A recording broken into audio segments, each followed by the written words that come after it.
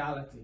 There's the a pain culture, of Gaza, the there's pain a of culture, Israel. there Everyone is suffering. There's a real culture of atrocities that is coming forward with a whole army called ISIS, Hamas, and Al-Qaeda. It was in 9/11. It's in beheading people in Europe. It's in torturing and doing what the Houthis are doing down south.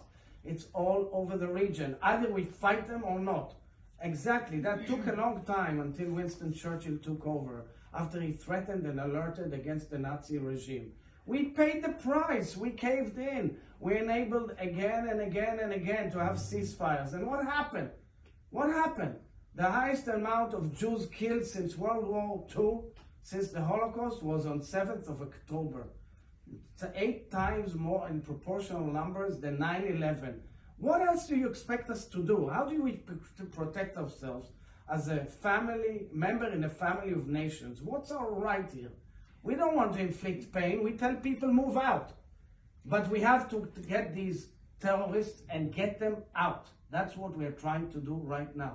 And believe me, we don't want to be there. We're not a warmongering nation. We have 350,000 of our sons and daughters mobilized in this battle simply for one reason: to defend ourselves and to protect our people.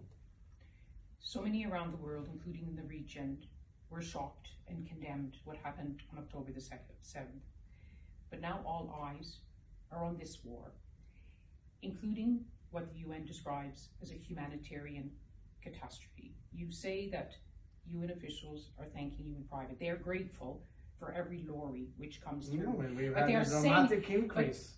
But the United Nations says there has to be much more. The United States says there will be much more.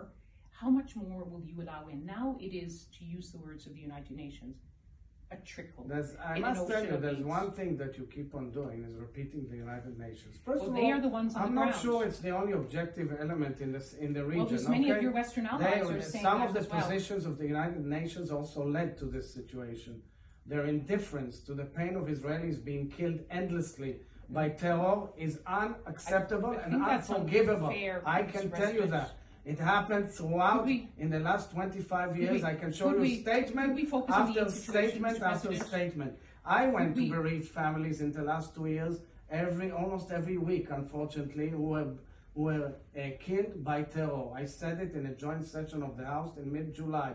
I said the whole problem, the core of the problem with our relations with the Palestinians is terror. Accepting terror is unacceptable. Now let's go back. Okay, I respect the operations of the United Nations, but they are working with us in conjunctions. We are increasing dramatically the humanitarian aid to Gaza.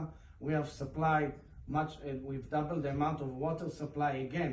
Water and electricity were all demolished by Hamas for itself against its own people. But you also cut off the water that you supply. We did not cut off water and electricity. They bombed, and it's proven. It's just like, I don't want to go into the corner of whether the BBC has been objective or not. I don't want to be there.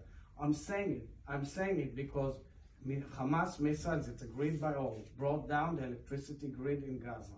And because of that, Hamas missiles have demolished and put on hold the entire water operation of Gaza. Israel supplies only 7% of the water in Gaza. And now we've increased the water to Gaza in certain areas that we could supply water in order to help the humanitarian aid in Gaza. The number of lorries that are coming in are much higher.